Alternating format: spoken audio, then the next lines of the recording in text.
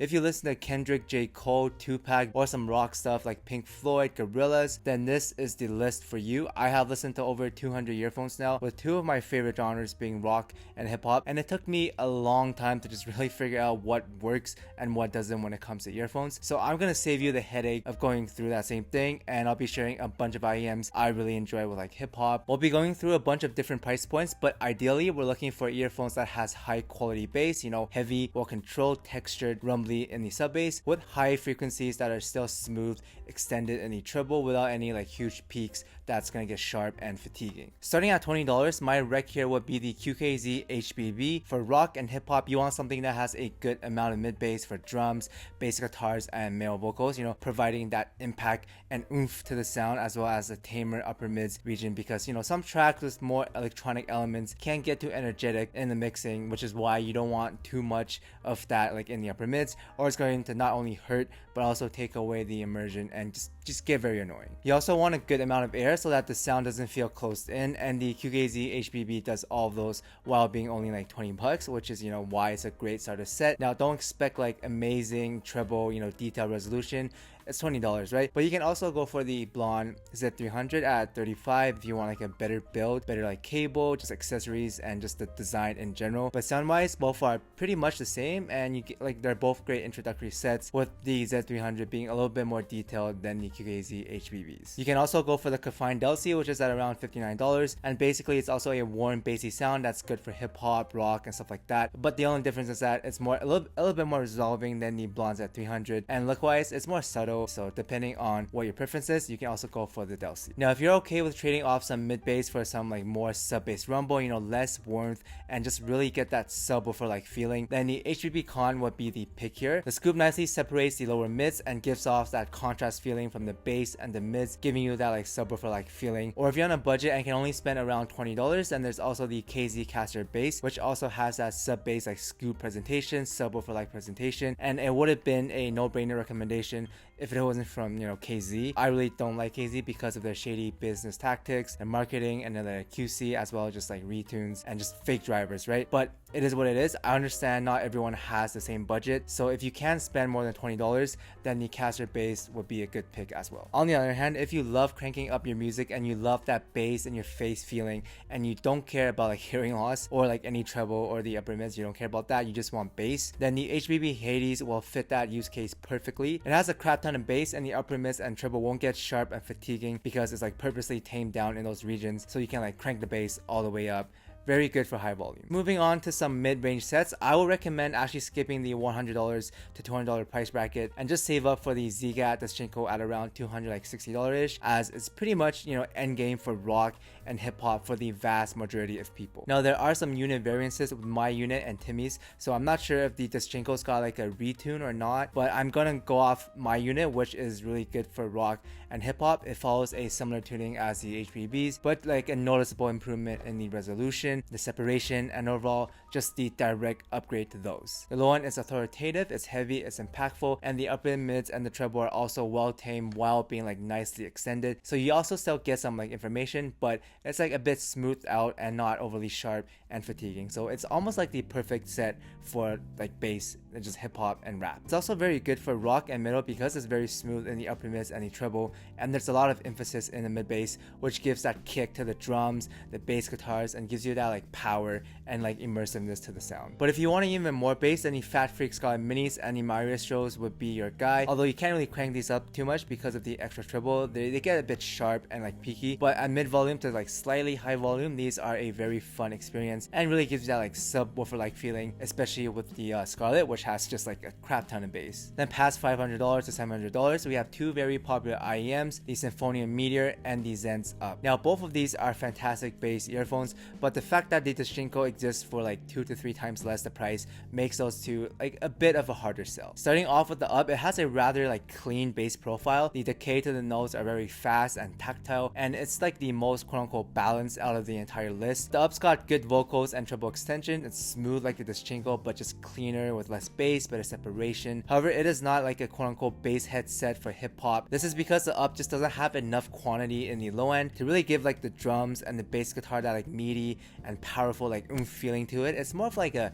bass boosted neutral. So because of that, I wouldn't really recommend it for like hip hop and rock. It's still good, but there are better sets that does the low end better, like the Meteor for example. Now as for the Meteors, it's more enticing because it does have a good amount of mid bass like the DOSCINCOs. The treble is actually very airy and it has like this quick and tight attack and decay to like the low end to the mid bass, which gives the Meteor like that great separation when it comes to bass notes and gives that like quicker feeling to the bass. Technical performance wise, the Meteors are better, and like the mid bass again is a little bit more tactile, better separated, but the sub bass rumble is better on the DOSCINCOs in my opinion because it does have like dual dynamic drivers with isobaric bass versus just like BAs. So even though the Meteor is much better extended in the treble, it's airier, but in terms of like the overall impact and heaviness to the notes, the DOSCINCOs feels heavier because the low end is like more forward and the bass feels like slower. It doesn't bleed out, but it's definitely like more it's fuller and more in your face. This is because there's less treble emphasis and air, which gives you that like sense of space on the Meteors, which you know is good but makes things more like pushed back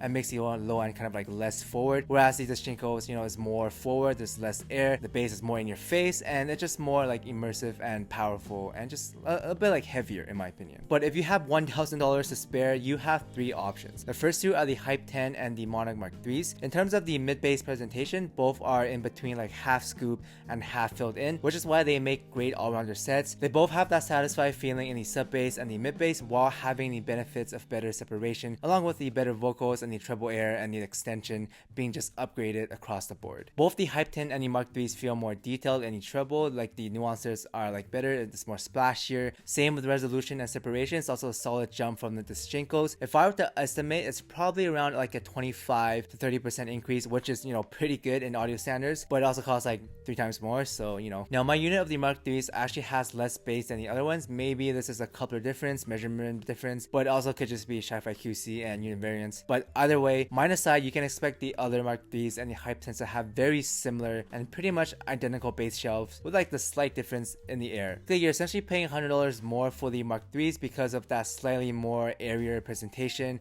of the ESTs, which in my opinion, if you're already gonna spend like $900 anyways, you might as well spend $100 more and get that last bit of air and like extension. I think it's worth it, and it's like slightly better looking in my opinion as well. But you know, that aside, both sound great and the technical performance is very similar on both. Maybe with the Hype 10s having more, you know, low end emphasis because it does have less air, shifts the focus more onto the low ends and make the low end feels like more in your face and just more heavier, right? Now as for the ZGAT HBB Jupiter, I only got to demo them for a few hours, but based off of my initial impressions, the graph, reviews, and just talking to people who heard the Jupiter and the other stuff, you know, all three of them are fantastic for hip hop, but the Jupiter just has more low end emphasis because again the upper mids are like tilted down, and because of that tilt and tamer upper mids, it helps the Jupiter to scale the best out of the three, and it's better for like rock and metal because it's like less shouty and less fatiguing. You can crank them up more, and it's just, you know, more immersive than the Mark 3s and the Hype 10s, with like the technicalities being very similar. So if you like listening at louder volumes, then the Jupiter would be like the end game set in that scenario. On the other hand, if you listen at mid volume and you want more bass than just like all of them, but still like clear vocals,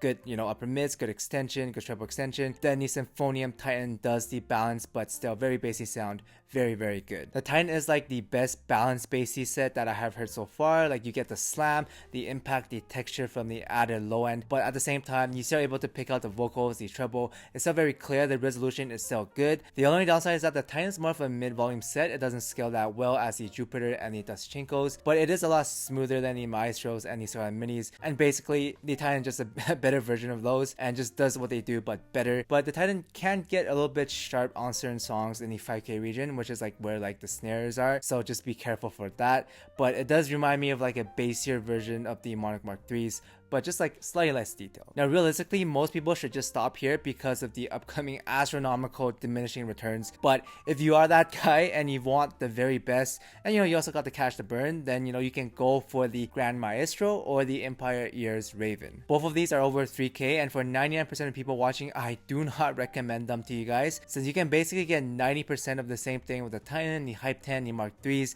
the Jupiter. Like yeah, the bass texture might be slightly more tactile on the Raven and the Grand Maestro, as well as there is a small bump in the resolution, but obviously it's not worth like $2,000 more, right? It's more like 10 to 15% at best. And if you just want pure immersion and scaling, then the Jupiter, you know, actually does that better because it does scale better. So we're definitely not looking at value kings here. Now the Grand Maestro does have more flexibility and overall like better, like more value worth than the Raven, because it does have different tuning switches and, you know, just more range in the low end depending on the switch and the configuration. You can mess around with the sound more. It is also technically better than all the $1,000 sets, you know, better detail, separation, resolution. So if you have the cash and you just want one set to kind of like rule them all, then, you know, the Grand Maestro would be like technically all you need. But if we're talking bass only, the Titan and the Jupiter does like 90% or more of that for almost like 2 times less, 3 times less, right? So, and as for the Raven, again, it's like a 10%, 15% difference at best in terms of like resolution. Like, it's still amazing IEM. It still has like deep rumble tactility in the low end. The drivers are good. It's just not as in your face in the sub bass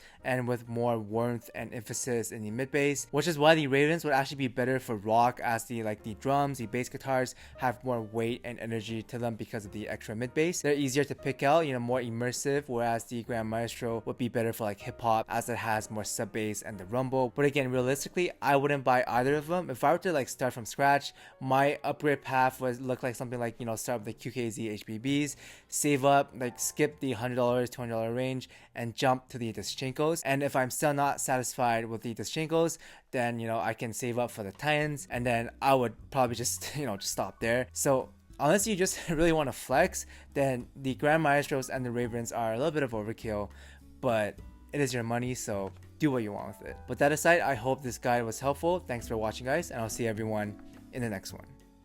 Shout out to Jeff Young, Roar X Cat, Dom Q, Star Buccaneers, Joel Pink, Discall Scaldus, B_Urac, Mystic Spoon Attack, Oh Really, Walker Standard, User, Ernest, Contain Guava Juice Gain, Patrick, Bell Cell Kel, Perry Jat, Polly, Mr. Gorillas, Anto Risto, Giz Sang Young, Tomat Pafrache, Ed, Harry, Christopher, Name, and Henry.